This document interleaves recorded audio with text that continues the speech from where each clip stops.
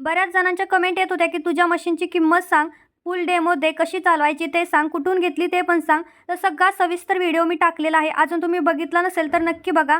त्यानंतर मी सगळे जे छोटे-छोटे तुकडे गोळा करून ठेवते ना, शिलाई करून झाल्याच्यानंतर ब्लाउज पीसमधून किंवा ड्रेसमधून कट झालेले, ते एकत्र करून ठेवते. मला आज त्याच्या ना 2 उश्या शिवायच्या होत्या. म्हटलं 2 तर होतीलच, पण शेवटी एकच झाली. तर मला ना ह्या फक्त बनवून घरात ठेवून द्यायच्या टेबलवरती. माझ्याकडे सतत वॉचमनच्या काकी आहेत का नाही ज्या कामवाल्या, तर त्या येतच राहतात. मग मी ह्या उश्या त्यांना देऊन टाकणार आहे, कारण माझ्याकडे भरपूर झालेल्या आहेत आणि ह्या खूप जास्त स्मूथ आहेत. कापसाच्या असतात ना तशाच आहेत. तुम्ही बघू शकता, अगदी जड नाही ना, रुतत नाही, काय नाही. मी स्वतःसाठी सुद्धा 2-3 बनवलेले आहेत.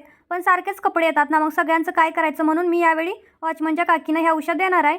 त्यानंतर मंदिरात जाऊन आलो. गुलाबजामुन केले होते. लेकराला खूप आवडतात, मला सुद्धा आवडतात आणि केलं म्हणजे एका दिवसात आमचे संपून जातात. तर ही आहे माझी वहिनी. बघा गावाकडे कसं सगळं काम सुरू आहे. व्हिडिओ आवडला तर लाईक, शेअर, कमेंट आणि सबस्क्राईब. चलो बाय बाय.